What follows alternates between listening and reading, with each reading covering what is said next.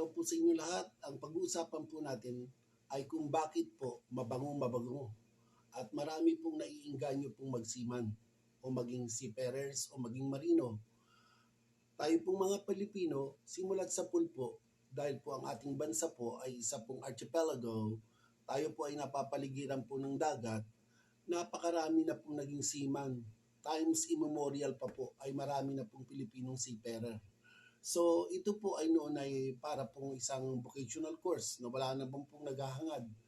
Basta kasi pag nagtrabaho ka sa barko, napakahirap, malayo sa pamilya, hindi ka po makapagkaroon po ng contact dahil noong mga panahonan po na yon ay wala pa pong social media, halos napakahirap po, telepono, sulat-sulat lang po sa mga seaman.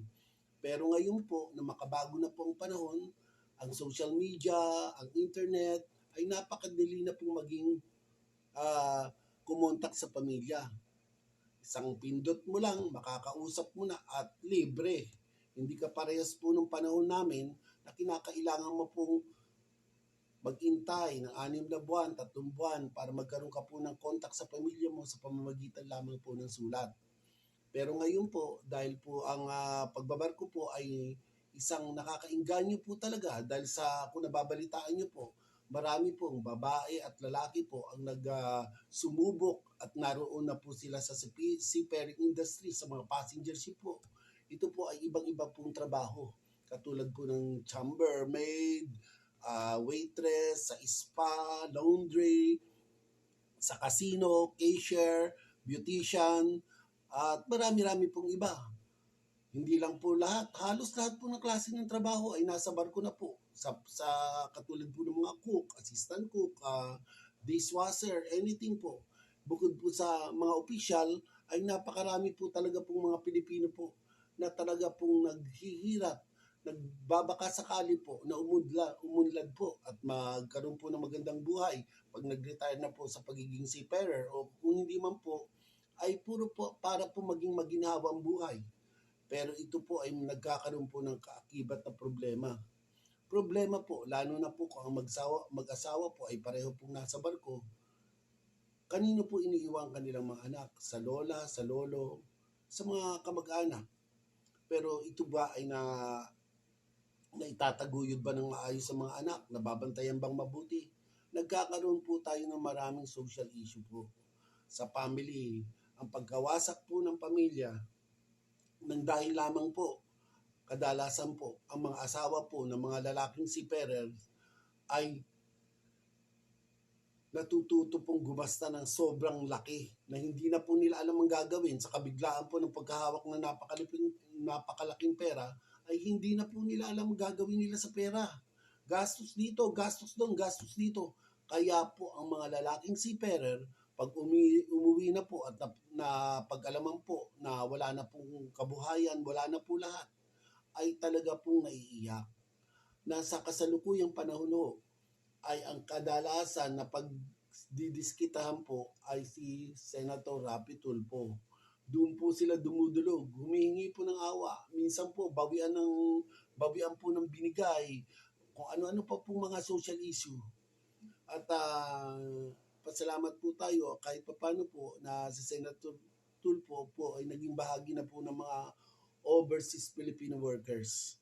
Siya po ay bilang chairman po ng Migrant Workers of the Philippines ay marami na po siyang mga nagawa po, mga natulungan po sa mga problema po ng mga seafarers. At hindi lang po yun.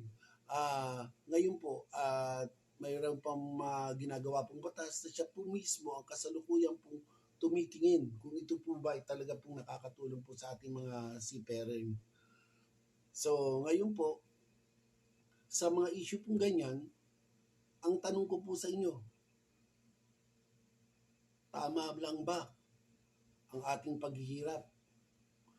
Kung tayo naman po ay nagkakaroon po ng mga maraming personal problem, family problem, nang dahil lamang po sa pagbabarko. So, bago po kayo magbarko, at bago nyo po maisipan pong umalis at sumakay po sa barko, ay pag-iisipan nyo pong mabuti. Kayo po ba ay para sa dagat? Kayo po ba ay may matatag na loob upang tanggapin kung ano pa pong mangyayari sa pamilya natin? yan po ay isang malaking katanungan po sa ating mga seafarer.